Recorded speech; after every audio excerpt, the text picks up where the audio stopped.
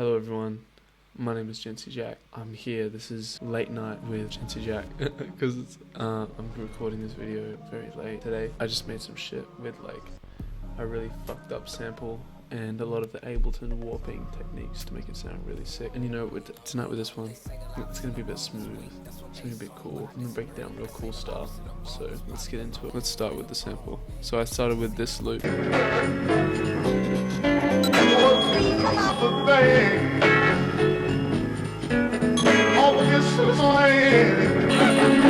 So my philosophy was essentially during the verses the song would be in mono, and then in the choruses the song would open up to stereo. So that's kind of the philosophy I've gone through here. This is I'd ended up deciding this would be the first section of the beat, so I'm just gonna play that. Hello, New York. I love you.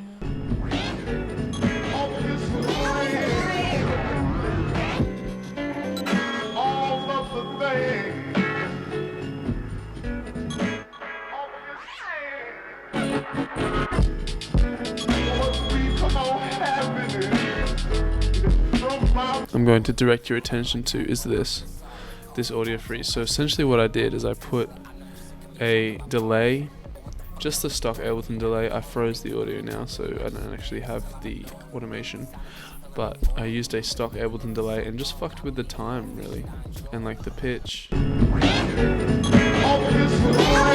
while at least kind of keeping the rhythm, and it just made for like a really sick intro. Hello, New York. I love you. And then right here the original beat comes back in, so if we check the automation, you can see in the mixer that the volume of this group dips as the frozen audio of the delay automation comes in, and then so that takes center stage, and then it was kind of getting a bit crazy here, so I just cut that out and just had the original sample come back in.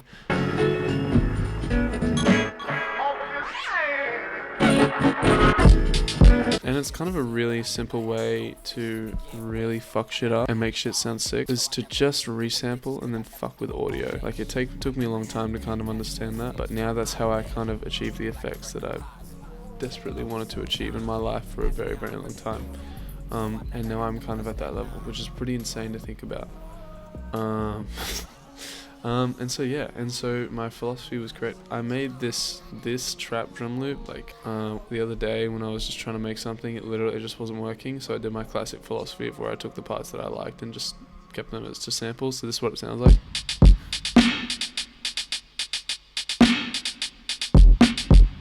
So really low kick. The snare in the loop has like a gated reverb on it, and then the whole thing is running through this Kramer tape stereo, which I just pushed up to the record level 3. Literally nothing else on this has changed. That was some source. That was given to me by Big Broken English. Shout out to him. He makes excellent videos and even better beats. And then I did this bass line, which I can't lie, I'm kind of proud of this bass line. Some classic like soul shit, which I've been listening to a lot of that. Damn, Barry White, like Jamiroquai, like James Brown. I've been surrounded by that recently. Smokers on Wax, like just a lot of classic shit that samples a lot of classic shit and like is a lot of classic shit. D'Angelo, like I've really been getting into that kind of shit. And like I don't even, like I still listen to rap music a lot, but like my taste has expanded incredibly, which has been such a gift to have in my life. And then I've got this part, which is the hook of the beat, which is very rare. Like I never structured a beat like this, but I was just like, fuck it, I'm just gonna do it like this today because this is what I feel like doing.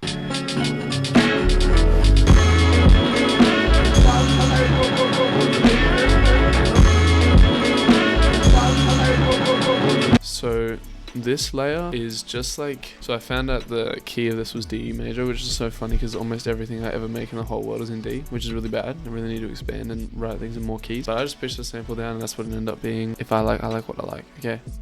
And this is just like a little bit of layering. There's literally nothing on this except for the Kramer tape. Would have sworn, I think I put an AQ on it and then froze it. You just have these drums and the sample doing so much of the sonic work that you really don't need that much. Then I've got this verse which has like my favorite section. So I've just got this part where I just pitch the whole sample down right again.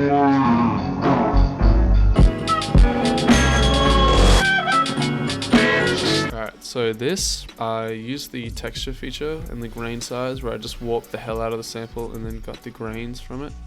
which is really cool. It gives you this really interesting texture. And then I reverse this, I'm pretty sure.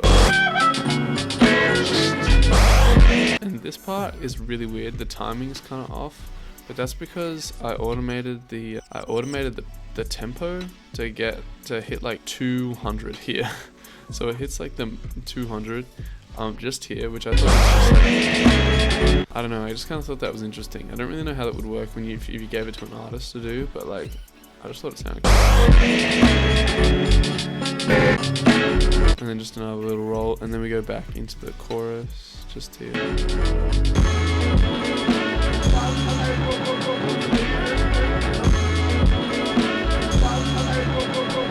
And just more like regular stuff. I changed a few things here and there.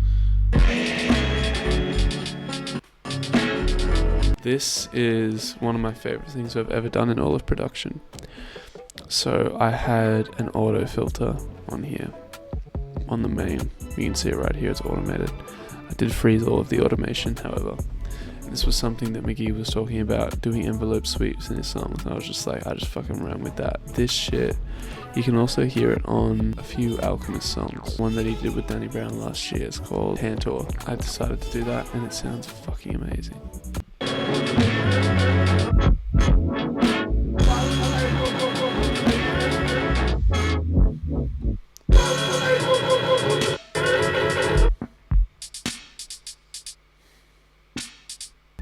And that's how the beat ends. Yeah, super simple. This beat did not take me very long whatsoever, but it's like kind of one of my favorites I've done in a while. That's about it for today. Very short one, late night with jensiejack. Never coming back again, because I'm never doing this again. As in, I'm never making a video this late ever again. I really appreciate you guys for watching. I hope you learned something in the simplicity of things. As I've always said, my handle at jensiejack on Instagram. Hit me up. I will work my fucking ass off to get a song over the line. I love music. I work for music. It's given me so much, and I really want to give back and contribute and move things forward.